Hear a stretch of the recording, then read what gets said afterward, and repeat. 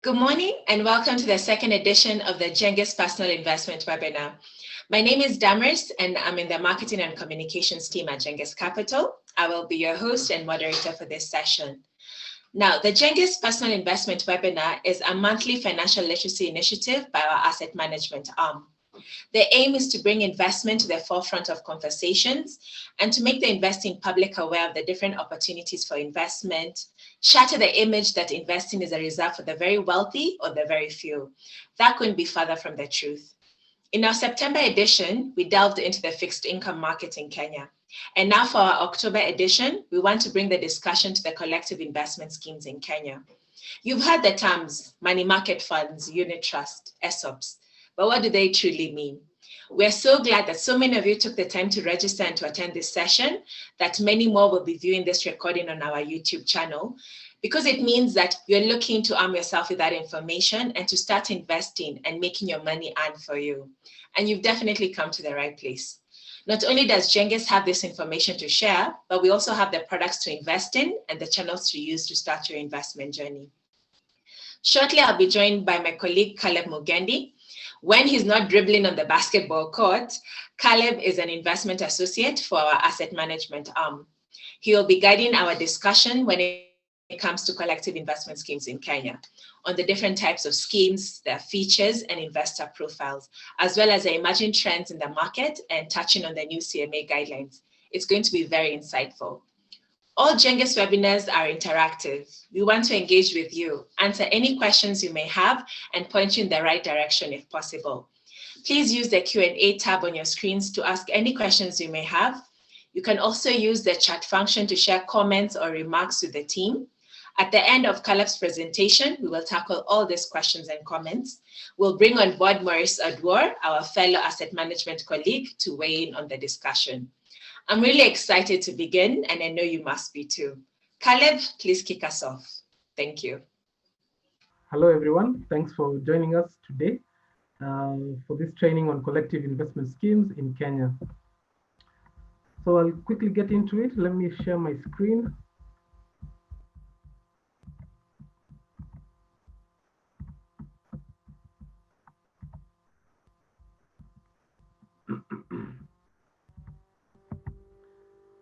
I hope everyone can see it, then we can begin. So basically, in this training, we'll go over what are collective investment schemes and a basic introduction to them, what's the difference between the different types of collective investment schemes. We'll go over a framework of collective investment schemes in Kenya, any emerging trends that we see in this space, and then finally, how do we go into investing in the collective investment schemes. So let's get to it. Introduction. Basically, what are collective investment schemes? These are pools of funds that are managed on behalf of investors by a fund manager. Basically, the arrangements that are made or offered by any company under which you can contribute, and these funds are pooled together in order for you as an investor to receive profits, income, or property. So basically, what we're saying is that funds are pooled in collective investment schemes by various investors who invest, and this is then given to a fund manager to manage this on your behalf. Then also, in terms of how the manager goes about managing the funds, they're able to buy stocks, bonds, or any other securities according to a specific objective. All collective investment schemes basically have a specific objective under which they are formed, under which the scheme members or contributors or investors come together to establish the scheme in order to invest towards achieving a certain objective. And basically, there are certain types of collective investment schemes, the main ones being the unit trust funds, the mutual funds, and employee share ownership plans. These are basically ESOPs.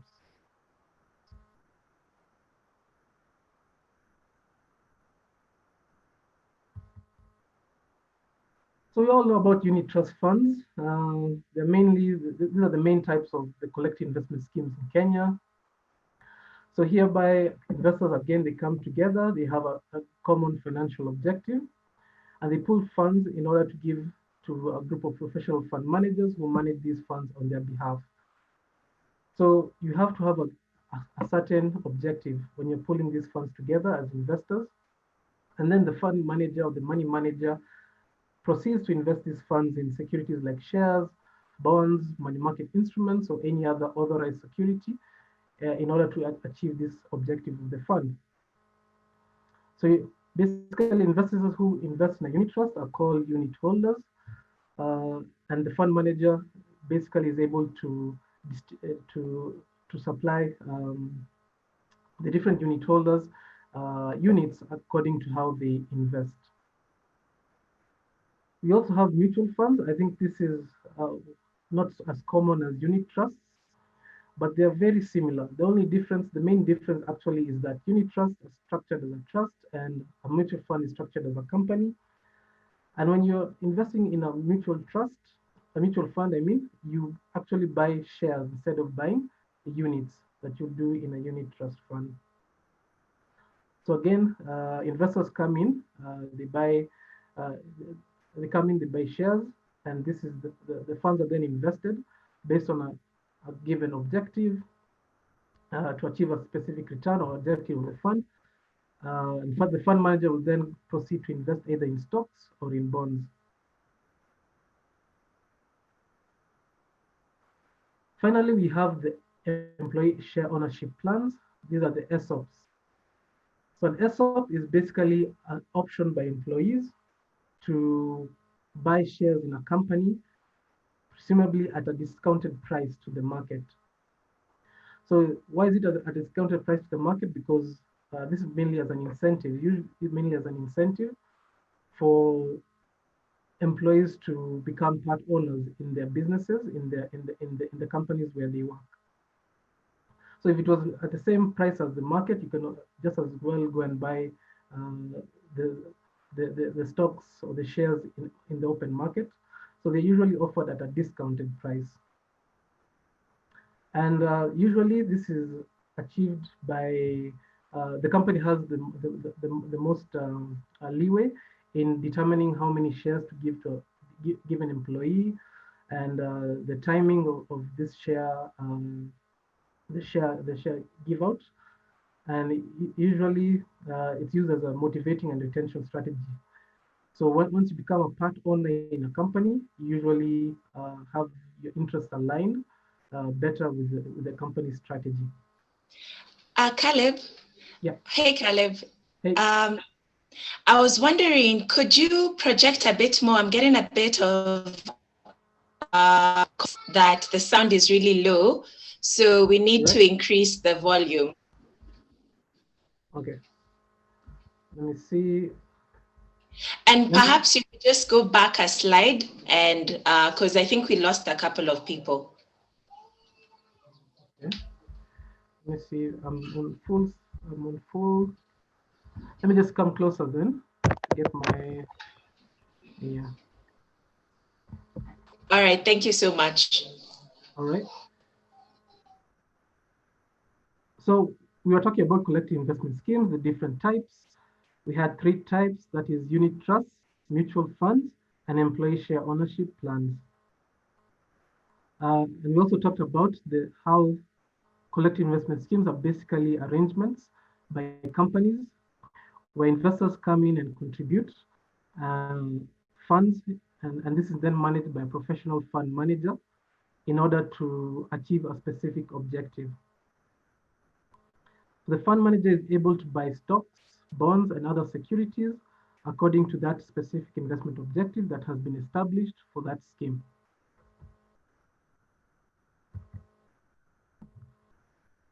So the various types of collective investment schemes, we have the unit trust funds. These are the most knowledgeable. Most people know about the unit trust funds as the main type of collective investment scheme in Kenya.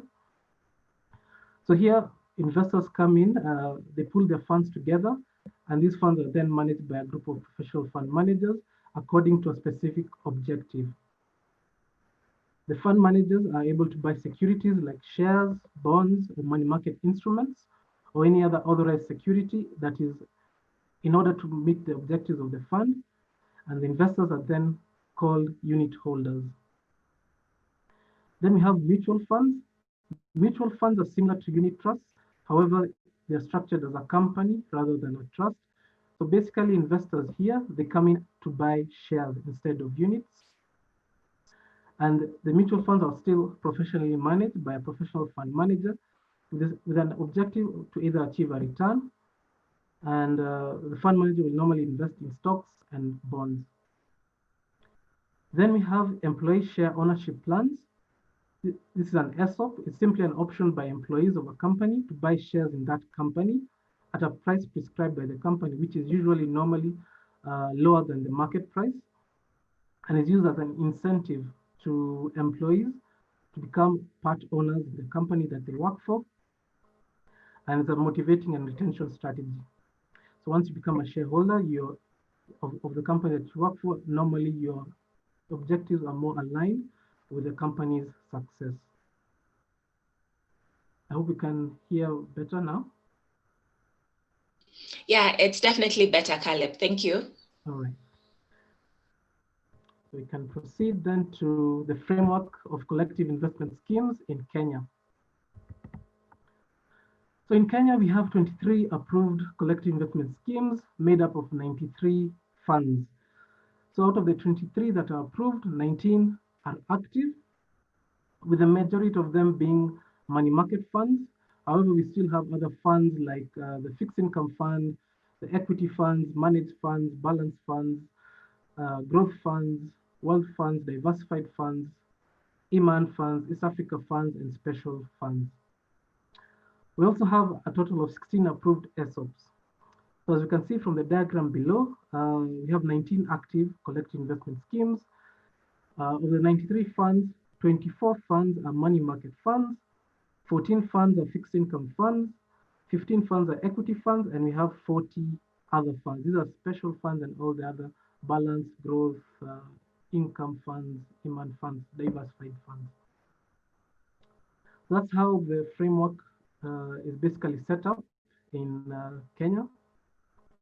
We'll proceed to check out the size of the industry. So the CIS assets under management currently stand at around 83 billion. This is as of June 2020. In June 2017, the assets under management stood at 55.5 billion. So that is basically a growth of 16.7% in that's like 3 years.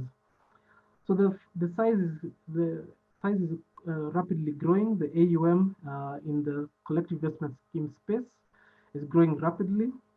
This is because of factors like the ease of access, more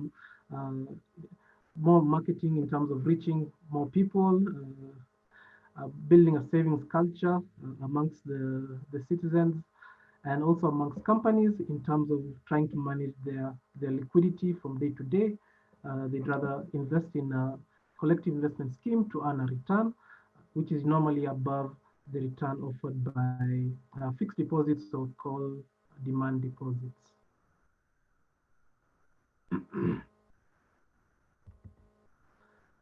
So out of the 83 billion, what is the distribution of the funds by asset classes? So primarily, we have most of the assets under management in money market funds.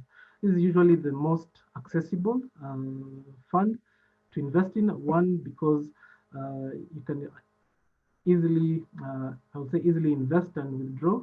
The entry level is quite low. With as little as 500 shillings, you're able to invest and become a unit holder in one of these money market funds. So primarily, the distribution of funds is mainly concentrated in government securities. We have government securities around 43%, which is the bulk of the AUM under CISs.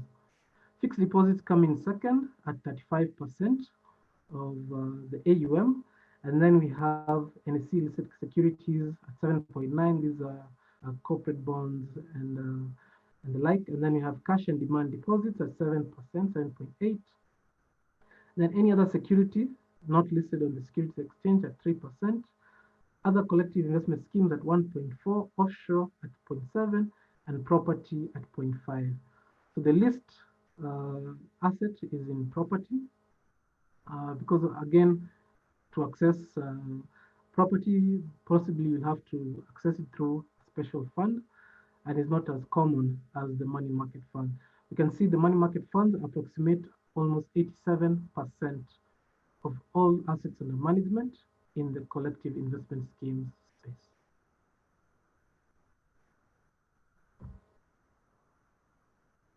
Okay. So who are the participants in a unit trust and in the collective investment schemes? First of all, we have the investors, obviously. The investors who put in their funds, their hard-earned cash, into unit trust funds, into collective investment schemes. So the investors interact with the fund manager. And what is the role of the fund manager? The fund manager invests the funds from the investors according to a specific fund objective. They also value and price the fund. They do the valuation and they publish the prices in mediums of public accounts like newspapers, websites, online, and the like. And they also do the marketing to clients just to create more awareness of these funds that they are managing. They also interact with the investors in terms of investing. When they invest, they're given units, and when they withdraw as well. The fund manager also keeps a unit holders register, who has invested and who has not, and they also publish fund financial statements, and they present this to unit holders at least once every year. And the publishing is usually once, no, twice per year, so at half year and at the end of the year. We also have a custodian. The custodian is usually the financial entity or intermediary that assists the fund manager greatly in terms of the investing process. Their roles include safekeeping of title documents and the securities and cash amounts of the CIS, and that's why the custodian is mainly a commercial bank. The custodian also provides regular reports to the fund manager and the trustee on all transactions taken, because for a transaction to be effected, the fund manager usually communicates to the custodian to invest in XX security, which the custodian will then proceed to execute. We also have a trustee. The trustee is basically like an overseer of the fund to make sure that the fund manager acts in line with CMA regulation, Capital Markets Authority, and collective investment schemes regulations.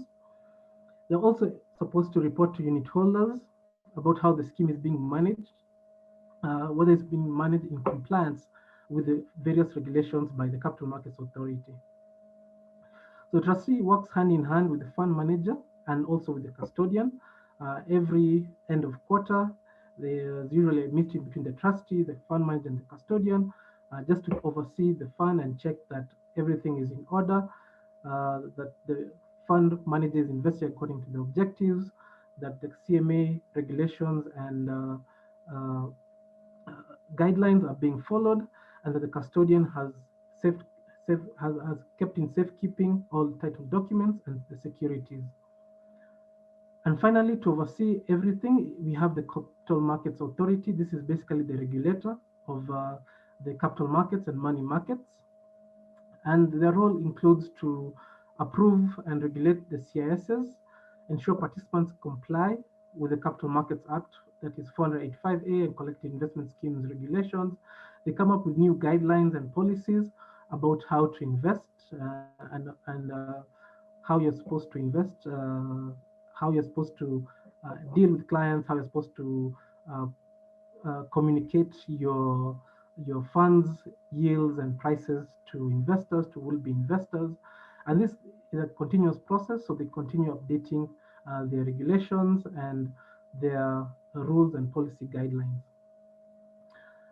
So in terms of the participants, this is mainly the total framework. We have CME as the overall regulator, the fund manager, trustees, and custodians who work in tandem with each other, and the investors who bring in the funds.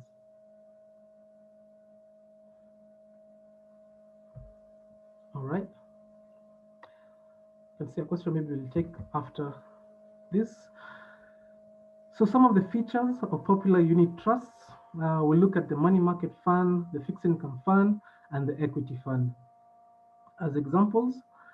So the objectives of the money market fund is basically to achieve a stable return with emphasis on capital preservation and liquidity. So if you invest in a money market fund, what you want to achieve is, you first of all, you don't want to lose any of your funds. You're okay with a return that is possibly, let's say, you're not losing money, so maybe possibly above inflation, and you're also okay with your emphasis on liquidity, because you want to be able to come in or to withdraw your funds at the slightest notice. And that's why the money markets is heavily skewed towards an objective of capital preservation and liquidity. Coming to the fixed income fund, here basically investing in government securities, uh, bonds, corporate bonds, and the like. So the objective is mainly to achieve a stable rate of capital growth over medium to longer term. So here basically you'll earn a higher interest rate, let's say, because you'll be able to invest in longer term securities and instruments. So in terms of liquidity, that's not one of the main objectives, because here you want to hold your investments or your funds in that unit trust for a longer period of time. And then we also have the equity fund. The objective is mainly longer term capital appreciation, because in terms of the equity fund is a bit more volatile, because you invest in equities, that is shares, they go up, they go down.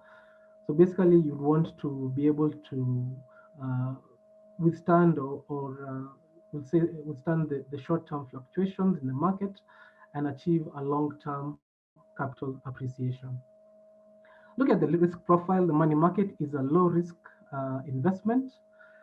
The fixed income fund is a low to medium risk investment, and the equity fund is a high risk investment. Basically, because of the fact that you can lose some of your capital in the equity fund, as opposed to the money market and the fixed income fund.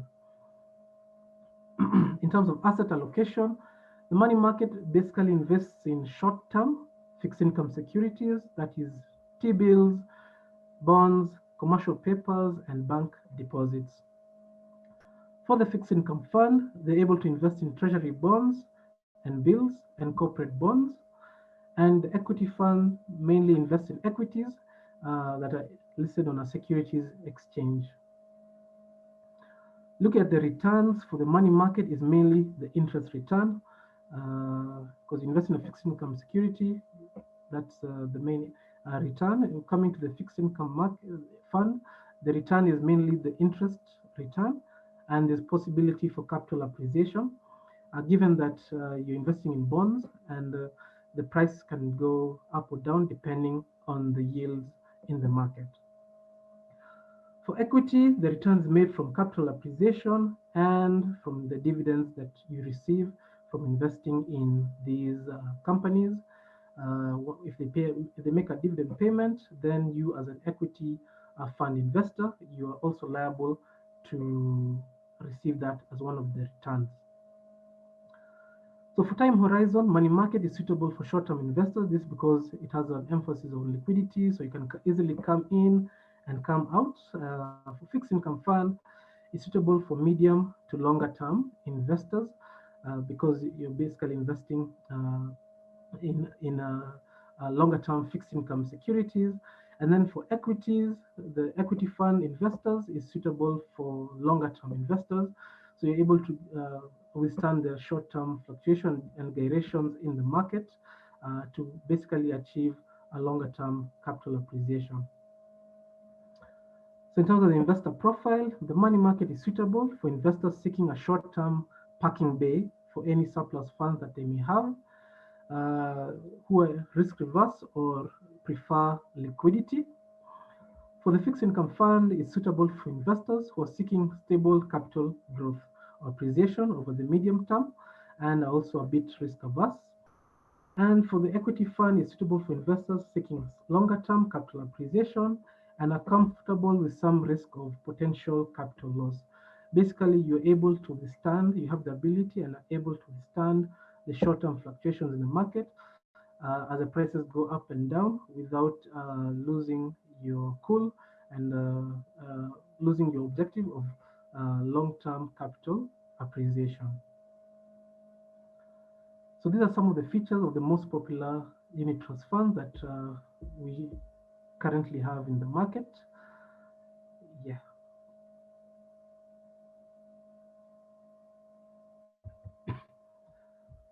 So we'll move into the emerging trends in collective investment schemes. Basically, what we are seeing coming aboard of late. And recently, we got new capital market authority guidelines issued by the CMA that touched on a variety of issues concerning valuation, investment reporting, and measurement uh, of the collective investment schemes. So some of them include on the CS operations, some of the principles that guide the composition of funds changed, like in terms of the money market fund. Previously, we were able to invest in money market instruments without a focus on tenor, but now the CMA came out and said that for money market funds, you invest only in interest-earning money market instruments that have an average weighted tenor of 13 months. For equity funds, you're supposed to invest a minimum of 80% of all your assets under management in equities, with all other assets in cash and equivalents. Basically, your equity fund investment should not, let's say, go out and buy a bond or a commercial paper. For your equity fund, should invest primarily in equities and then anything else in cash and equivalents. For the fixed income fund, again, a minimum of 80% of your AUM in fixed income securities, with all the other AUM in cash and cash equivalents. So again, for your fixed income fund, you can't go and buy some equities, for instance.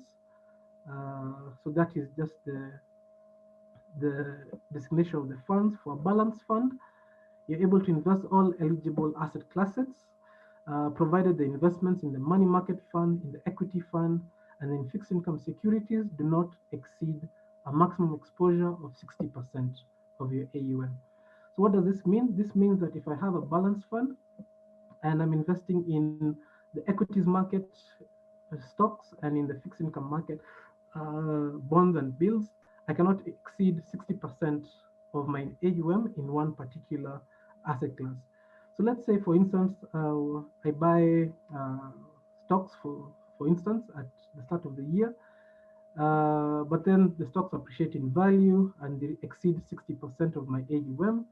I'm actually supposed to either sell off, that is rebalance the portfolio so that it has a maximum exposure of 60%, or to source for additional flows so that I keep the exposure below 60%. Again,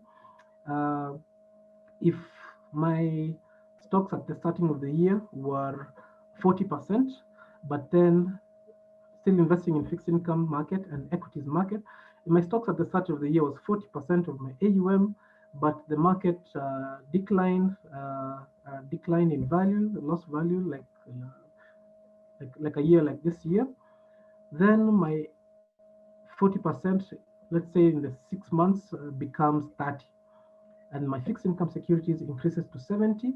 Again, I'm supposed to sell off and rebalance some of my AUM into cash and equivalents or get new flows. That's basically what it means in terms of having a maximum exposure of 60% in any asset class when you're looking at the balanced fund. For special funds, you can invest based on the fund manager's investment strategy, which should be clearly stated in the investor information memorandum. So basically, if it's a real estate special fund, I'm supposed to invest in real estate primarily and not invest in equities or bonds. And finally, the naming of funds should ensure that every fund includes the specific generic name that's relevant to the fund. Because we have some fund managers who have funds that possibly act like a money market fund, but you cannot tell that from the name. Let's say you have a fund called Timiza or Hifadhi, some of these names that basically show a store of wealth, and they operate like a money market fund. However, they do not have that generic money market fund name in the name. This regulation seeks to clarify that every fund should have a generic name.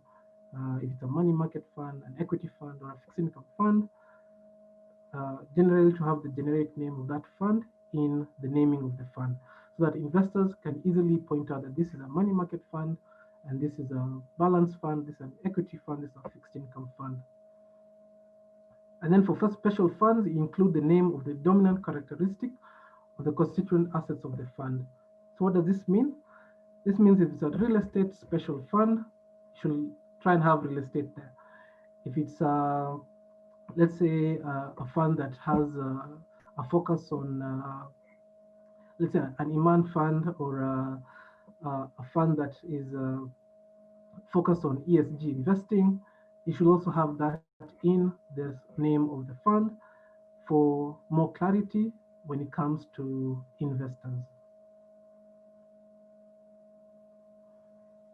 Yeah. So that's it on CIS operations. When it comes to the performance calculation and reporting, some of the updates include the fund manager should present time-weighted returns for each fund.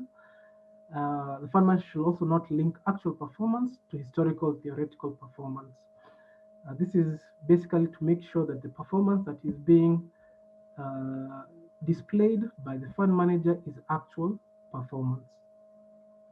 Also, to disclose, the fund manager shall disclose its historical fees for at least 24 months to know how much you're being charged in terms of fees. If it's 1%, 2%, this should be disclosed over a 2-year period.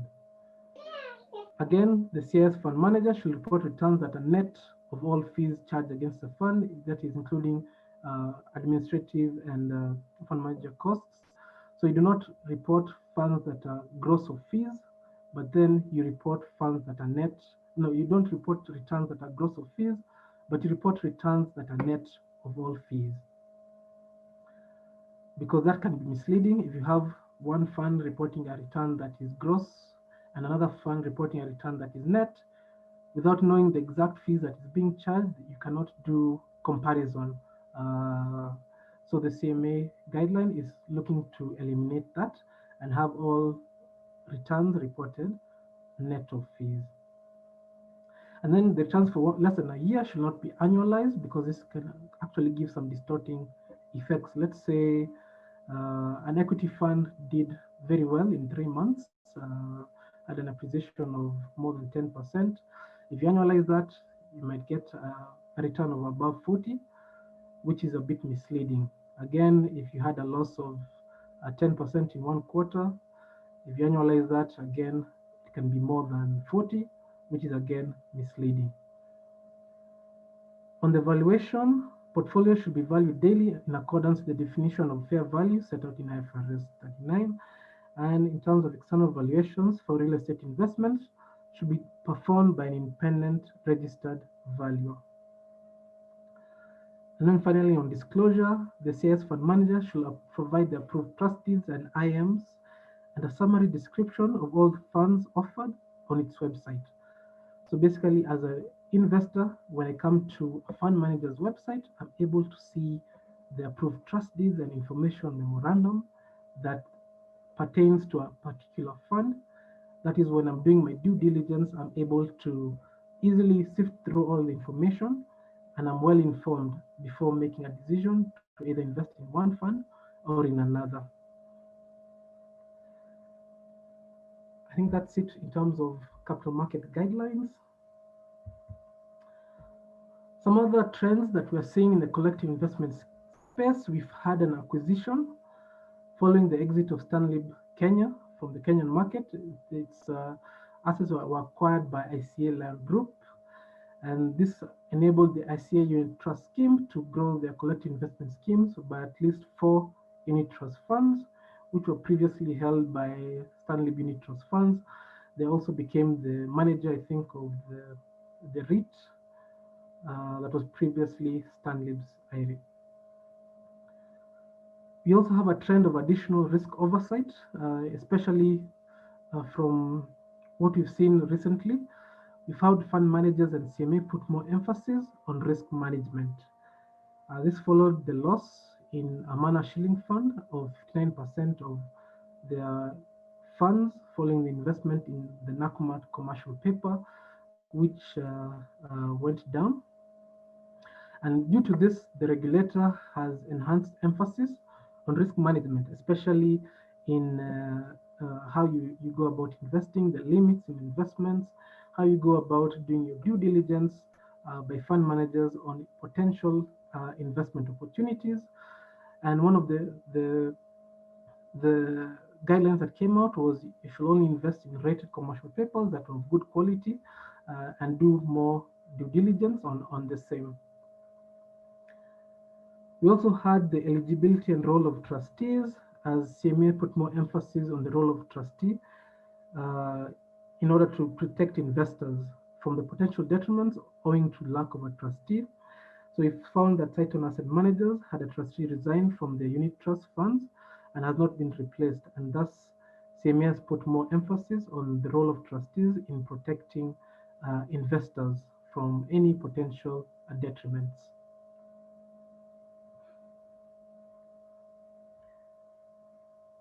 So those are what we are seeing as the emerging trends in the collective investment schemes space.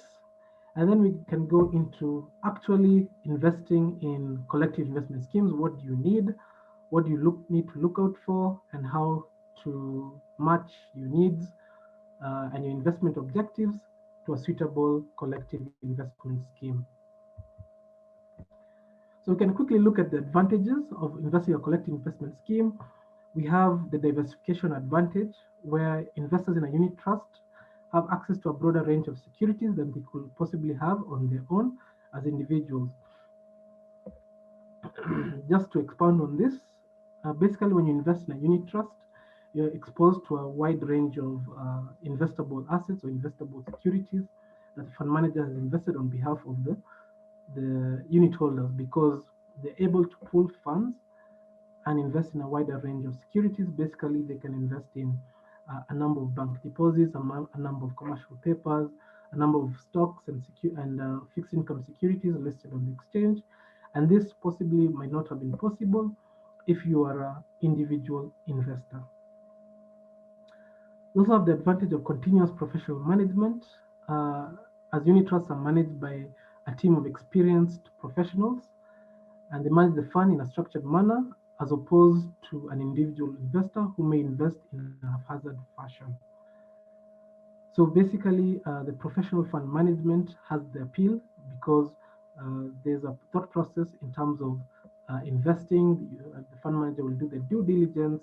The fund manager will keep up to date with what's happening in the market and look for the opportunities. And basically, this might not be as possible for an individual investor, especially someone who is not constantly following the markets, as they might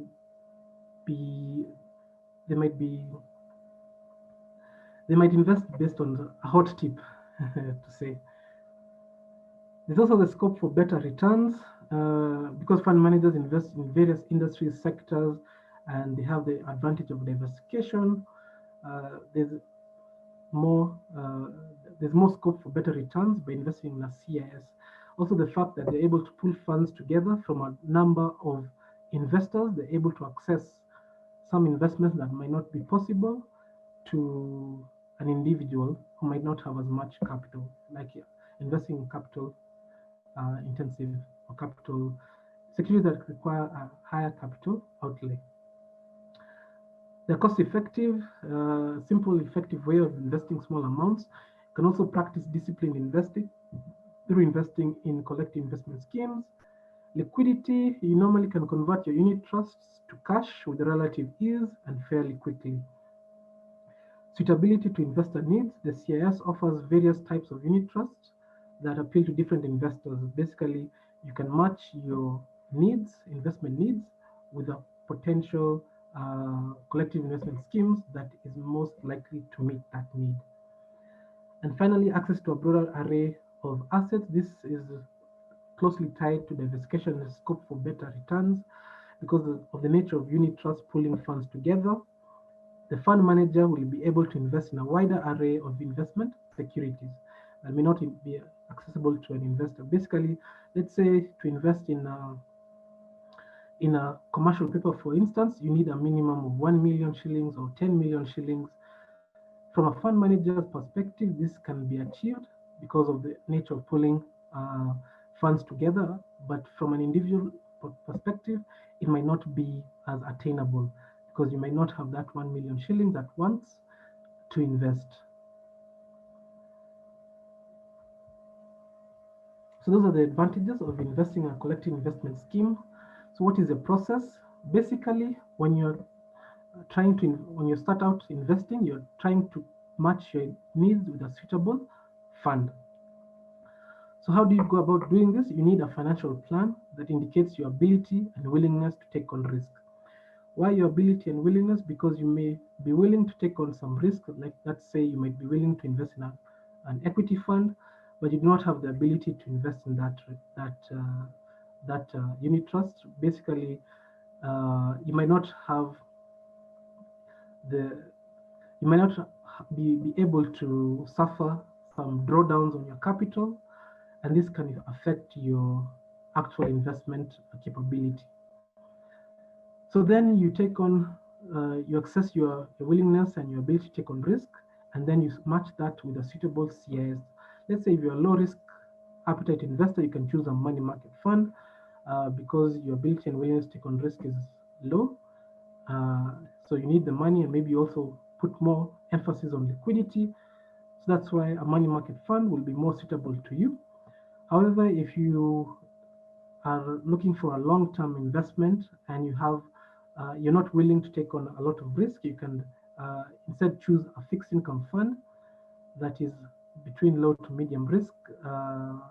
So your capital will still appreciate in value, but you will not take on so much risk. However, if you do have the willingness to take on a lot of risk and ability and have a high risk tolerance, you can choose an equity fund. So you won't want your money immediately, your funds immediately. You can basically be able to withstand any fluctuations in the market of your funds value going up or actually also declining. So after you've matched your needs to a specific CIS, so I already know, let's say that I do not have a lot of ability and willingness to take on risk. I value liquidity and capital preservation, then I'm going to choose a money market fund.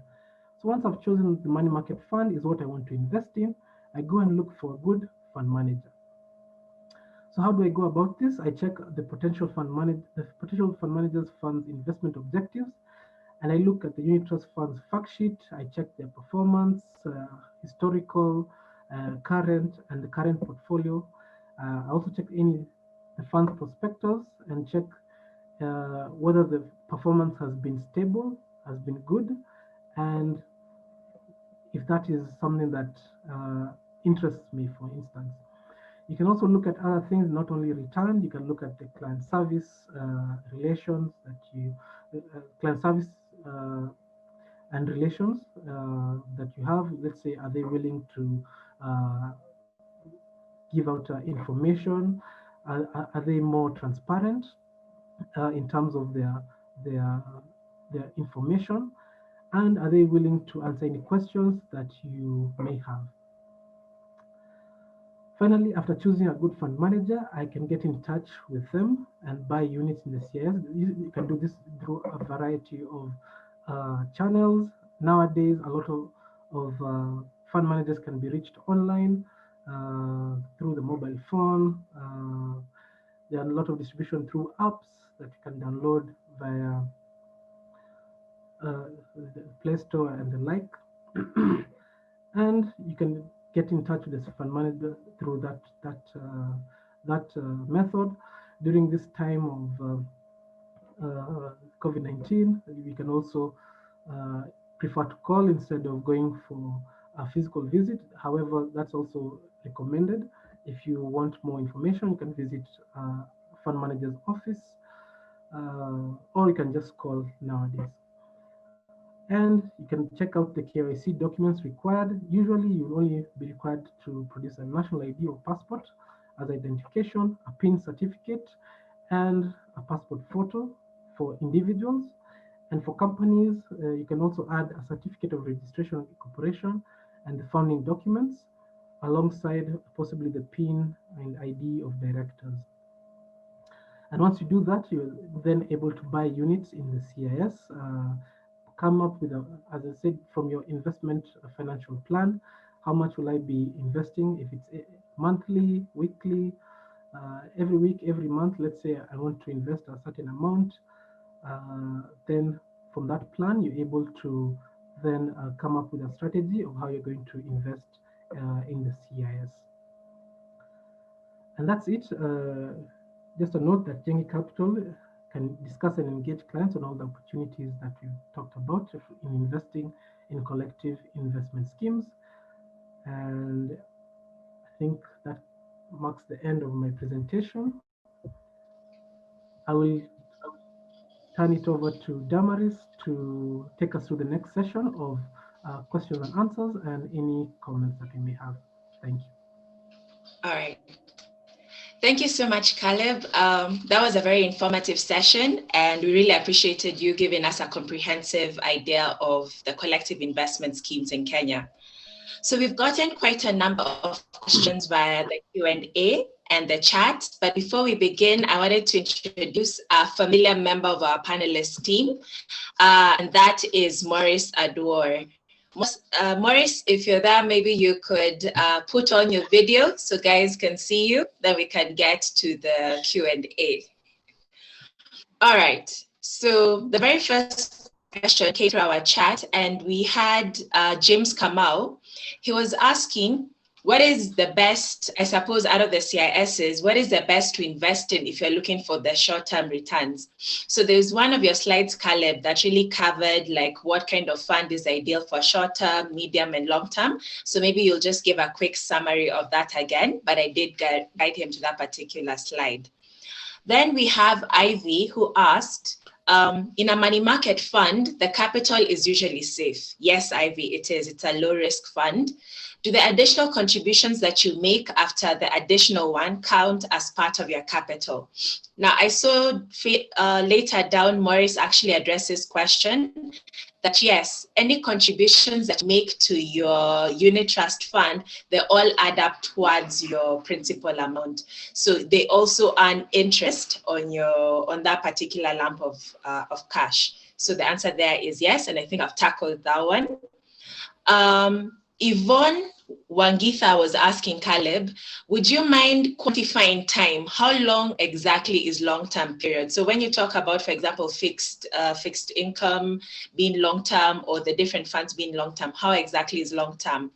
And then the final question perhaps I could ask, this was also a question that Charles Maina echoed. He also wanted to know how long-term is long-term.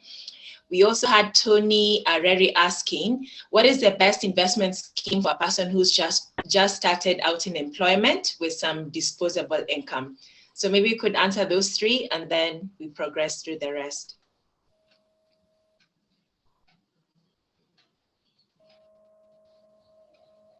All right. Thank you, Damaris. I don't know if Maurice was saying something.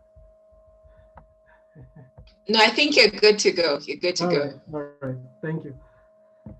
So I'll start. James had asked on what's the best CIS to invest in.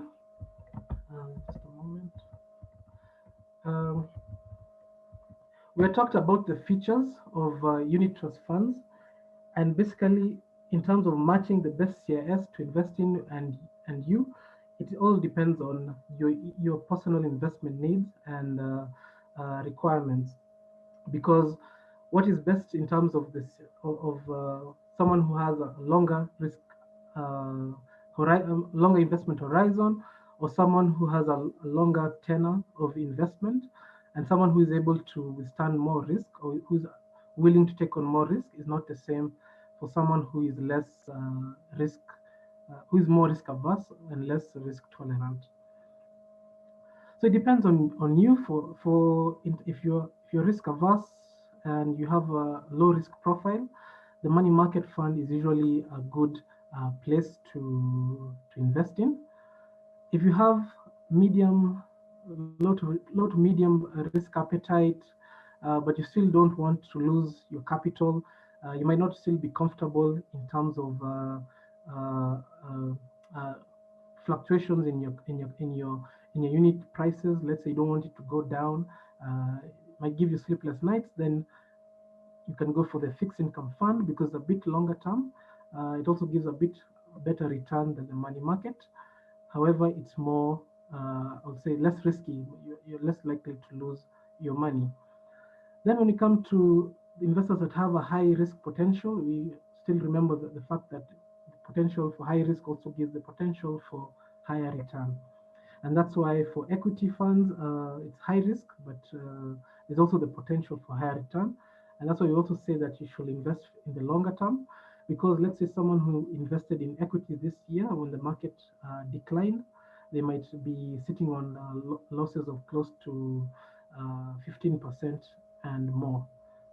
So that's the basic rundown in terms of which is the best CIS to invest in from a risk perspective.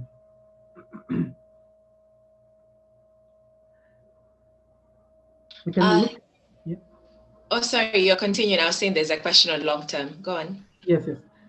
We can look at Ivy, who talked about the money market funds and the.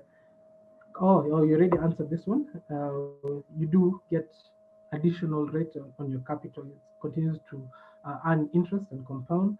Yvonne and Charles were talking about the quantity and the time in terms of how long is long term and in terms of period. I would say short term is anything between 1 and 2 years. Medium term, you start from around 3 years to close to 4 and 5, and then long term starts from 5 years moving on. So basically, they kind of interlap. So short term up to 2, then you start with medium term from around 2 to around 5, and then long term from around 4 and continuing. Because basically you're trying to look at, in terms of long term, a normal business cycle, which is close to 5 years. And then there was also a question from Tony, who was talking about he has just started employment and has some personal income and wanted to be recommended a CIS to invest in. Again, if you've just started out, maybe you do not have such a big buffer, so you might not have the willingness to take on additional risks, but you might not have such a big buffer. So I'll recommend, in terms of, you have to still look at your financial plan in terms of, do you want the funds in, what's your investment horizon? But it's good to start with the money market fund, or if you have a longer period horizon, you don't expect to draw down the cash a lot, a fixed income fund. However, there's a reason why the money market funds are quite popular, is because of, again, if you're just starting out in employment, you might not have enough buffer for emergencies, for a rainy day, something happened, you need your funds. So that's why, in terms of liquidity, you might still need a lot of liquidity. So a money market fund might be a better choice. All right, Caleb, thank you so much for those answers. We have several others coming through, but I just wanted to address one that I keep seeing. I've seen Isaac, Victor, and Candy asking whether we'll be sharing the slides to this presentation. And yes, as an attendee, you will receive an email in the next 2 to 3 days, and it'll have a link to this particular recording. So you'll be able to review the entire presentation and the Q&A. So if you missed any part of this presentation, fear not, Genghis Capital is here for you.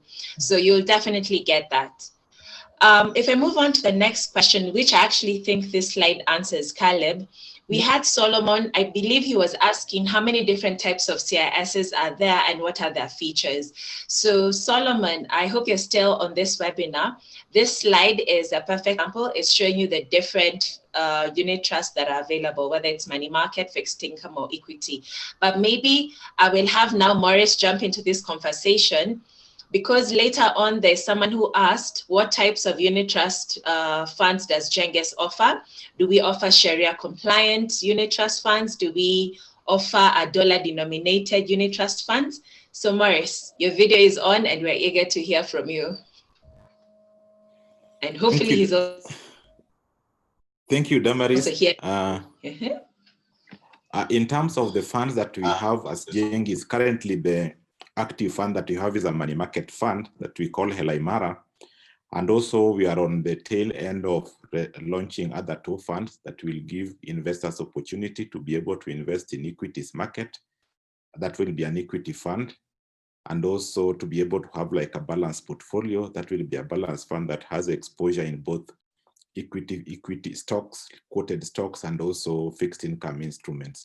So those are the sets of the product that we have in what we call traditional collective investment schemes. Then also there are three other products that you are registering also that are called specialized CISs, specialized in the sense that they aim to achieve specific objectives that investors may want to be able to tap into. Number one, what we are working on is an equity fund, but that will give investors exposure to a specific sector of the market. So for now, what we are targeting in will be a financial services fund that now gives investors exposure to be able to invest in only listed financial services companies in East African exchanges. And also the next one, I saw someone asking about index funds. We are also registering an index fund that will give investors opportunity to take a passive approach in terms of investment approach. That now, as opposed to, let's say, going about picking different stock, you just say, I'll invest in this fund. At the end of it, I just aim to get what the market would have delivered. So it will track an index, that one of the indices and the Nairobi Securities Exchange. Then I think the third one is also a fund that will have also specific exposure in mostly in fixed income instruments. And this one also will be slightly longer term. The kind of structure we've done is also give different approaches in terms of what investors want to achieve. So yes, traditional CISs, we are working, we already almost in the next 1 month, we'll have those two other products. And also another 1 month after that, all these other specialized CISs will also be active for investors to be able to invest in. All right, thank you so much, Morris. So Zeki, you're the one who'd asked about index funds. I believe Morris has answered that. There are good things coming. So I hope all of you subscribe to Genghis Capital information and you'll stay updated as we roll out these different products. Now, Caleb, back to you. We have Steve who was asking about the average return for fixed income funds. I know Genghis doesn't have a fixed income fund separate from money market fund, but perhaps you could give him some indicative figures. And then I really love this example from Daniel. Daniel, I hope you actually have this money. Daniel was saying, hi, Caleb, if I have say 5 million and I want to receive 58,000 per month, what is this? Sorry, my chat was kind of cropped off. Sorry. He's like, if he has 5 million and he wants to get, I'm sorry, is someone saying something? Okay. If he has 5 million and he wants to receive 58,000 per month in the next 10 years, at the end of which he wants to still have his capital preserved, what would be the best place for him to invest under these options? So that's from Daniel. So maybe you could advise him. And then perhaps we could move on to another question so that you have 3 to tackle. James Kama was asking on the money market fund, what's the profit per annum? Perhaps, James, the perfect way to think about this, maybe it would be the average rate of return of the fund, but Caleb will definitely shed some light for us. So Caleb, are you ready to tackle those ones? Okay. I'll start with Steve. He was talking about what is the average return for fixed income funds and indicative rate. For fixed income funds, due to the nature of them investing in longer term fixed income securities, that is your corporate bonds and your government treasury bonds, they do offer a higher return than the most popular money market funds. So indicatively, I would say if a money market fund is at around 9 to 11%, and a fixed income fund can actually do from 11 to 12%. That is actually close to the average yield curve currently. For the fixed income funds that are in the market, they do around 11 to 12%, because they do invest in the short term fixed income securities, that is your bonds that are less than your treasury bills and your bonds less than 3 years, 5 years, and they do also invest in the longer term. That is your bonds that are anywhere between 15 to 23 years. On the long end, the yields are around 13 to 13.5, and on the short end, your treasury bills and bonds are between 6.7 to around 9%. So they do a blended weight based on their objectives and the client. Basically based on their objectives, and so blended return might be around more than 12%, but then they do have their management fees that brings the return to between 11 to 12. I think that has answered Steve. For Daniel, I didn't get the entire question. I think he said he had 5 million that he wants to invest and get a return of 58,000 a month for 10 years. I think it was just a scenario. I don't think you need to give him exact numbers, but if he had 5 million and wants to get 58,000 per month, yes. Okay, I was just doing it. 58,000 per month is around close to 700. I like Caleb. He's a figure cruncher. You are literally doing this. So he's looking basically at a yearly return of close to 14%. With that, or even above with that kind of return. And in the current state of the opportunities in the money market instruments, I don't think I get 14. In the fixed income space, 14 will still also be quite on the higher side, given that the longer term bonds are yielding between 13 to 13.5, 13.4.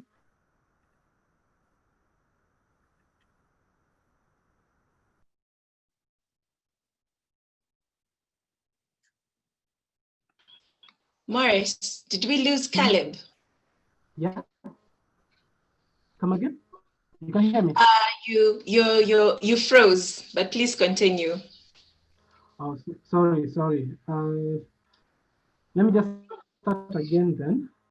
I was saying for that return of 8,000 per month, it comes to around a return of 14% per annum, which is, it will be remiss to say that you can get from your money market or your fixed income funds, because your fixed income fund, basically the longer end of the curve is currently between 13 and 13.5.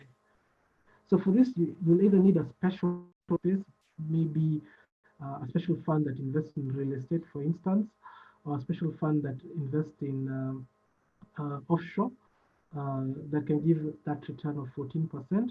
Because even if you invest in an equity fund, it's possible to get a 14% return 1 year, but then you lose in the next. So, and it also does monthly. So for this return, this is an aggressive fund that is investing in a specific special fund. Did you get that? Yes, we got that. There was a point of clarification on the previous one you'd given about the rate of return for fixed income. Is that net or gross? I think if I go by Caleb's explanation, of course, he's just picking yields that are available in different instruments in the market. So the yields that he's actually quoting are gross of fees. Okay. I think that's pretty clear. I just want us to power through the remaining questions because of the network issues we're experiencing. Boniface had asked whether Genghis is currently running a Sharia compliant fund, and no. Maurice, I don't know if this is one of the products in the pipeline. No, yeah, we are thinking of that, but it's not yet. It's not a fund that I can say we'll have in the next 2 to 3 months. So I think the next, if I just go through the questions that were put here on the chat, I think the next question was about whether Genghis rate, my rates on money market on Helaimara fund were 9 our gross of fees or net. So these rates are after deducting for all management fees, trustee fees, and custodial fees. So all the rest that we publish, the only thing that is remaining to be deducted is the withholding tax, which is usually 15%. And the next question I think that Damaris wanted to talk about was Ezra's question, which he was asking about the recent changes, the guideline that CMA published. How will they affect the returns on money market funds? Caleb, you want to answer that? Sure. So in terms of these new CMA guidelines and how they'll affect money market funds, we had that one of the tenor being shortened to a weighted duration of 13 months. This basically means that for money market funds, they cannot invest in longer term corporate bonds and treasury bonds. And maybe I can enlighten that usually how a normal economy or normal, I'll say a normal yields in normal markets work is if you invest for longer, you usually earn a higher return. So the longer dated treasury bonds, the 15-year, 10-year, 15-year, 20, 23 years, should actually yield more than your 1-year treasury bill borrowing, or even 2, 3. So it's usually an upward sloping curve based on the maturity. So longer tenors usually have higher rates. So this guideline that CMA has put in place from next year, that money market funds cannot invest in longer term papers, and the weighted maturity should be 1 year and a month, basically constrains your investments to short-term money market instruments that are normally yielding less, because we are in a normal functioning economy, we don't have any panic as of now. So if you borrow for shorter periods of time, you're usually supposed to pay a lesser interest rate on that same. So if your assets are yielding less, then the return to investors will also come down. So we do expect in the coming year, money market funds will have will trend a bit lower than where they are currently because of that guideline. However, we still can invest in bank deposits, short-term commercial papers that do have higher rates per se as compared to the government. And depending on the availability of these quality opportunities, getting the actual commercial papers rated, which is also another guideline, this can also affect the returns.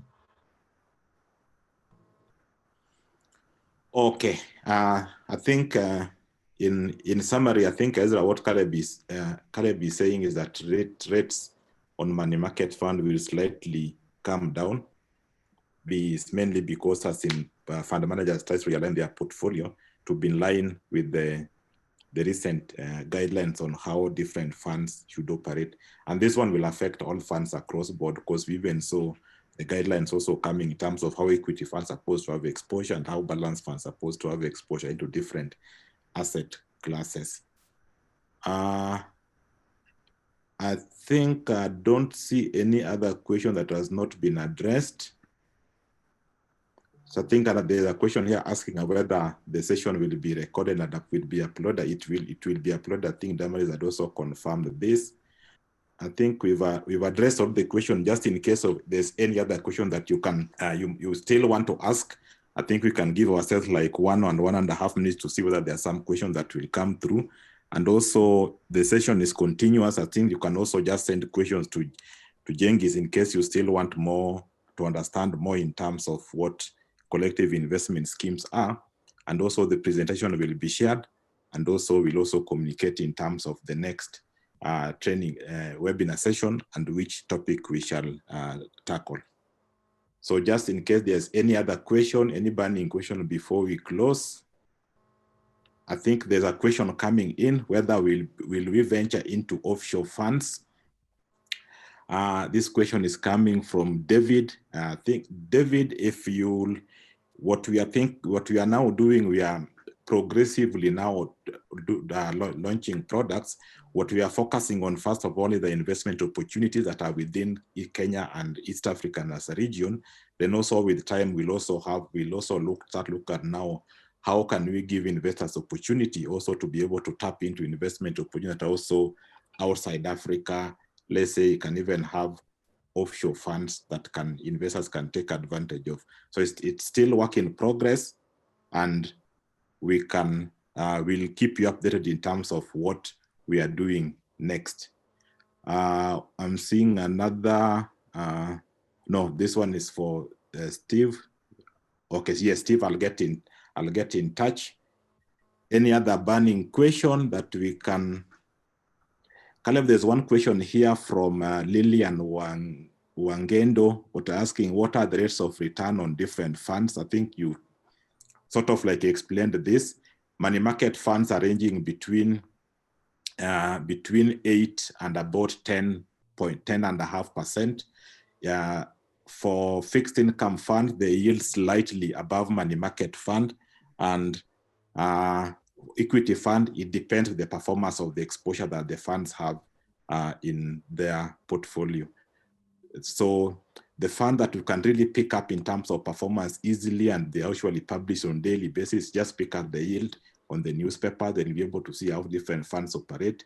I think fixed income funds are also there, but equity fund, you just have to calculate the change in terms of the NAV prices for you to be able to tell how the different funds are performing. I think also given the types of questions we are getting, also can even inform our other training series that you can also continue to educate, and also we ensure that even you know how to understand different funds and how different funds do pricing. So Lillian is the easier one to pick: money market fund, fixed fund. Those one can just pick the yield that are published in the newspapers and be able to compare. But for equity fund, you have to be able to be tracking the NAV prices for you to be able to tell the different returns. And returns will depend on performance of the stocks that equity fund has exposure in. Also the same happens to the balance fund. It's a NAV-based fund, and fixed income fund and money market fund are yield-based funds. So Damaris, you are back. So we were just giving ourselves like a few minutes to see whether there are other questions. I think we have addressed almost everything. When uploading, please add the slideshow links. Damaris, I think this one is for you from Gibson. Is saying when uploading on YouTube, please add the SlideShare link on the description. Okay. Yeah. Okay. All right. We'll definitely plan for that. I hope you understand that. That one is Greek to me. I think we are done. We've answered all the questions. All good things must come to an end. We have reached the end of the October edition of the Genghis Personal Investment Webinar. I want to say a profuse thank you to all our attendees for your patience as we've tackled a few technical hitches. Thank you for staying with us. As a final remark, I wanted to just urge everyone to follow Genghis Capital on our different social media platforms. We share market information, information regarding upcoming webinars, and of course, product updates. So you can be sure to get that kind of information from our social media platforms. You can also check out our Jekuze app that allows you to open an account in the Genghis Money Market Fund, Helaimara, from anywhere, anytime. So using Jekuze, you can easily deposit into your account, view your growing balance, and initiate withdrawal requests. Our client relations team is also available in the chat function of the app to help you along. So we really look forward to hosting you in our November edition. Stay safe and happy investing.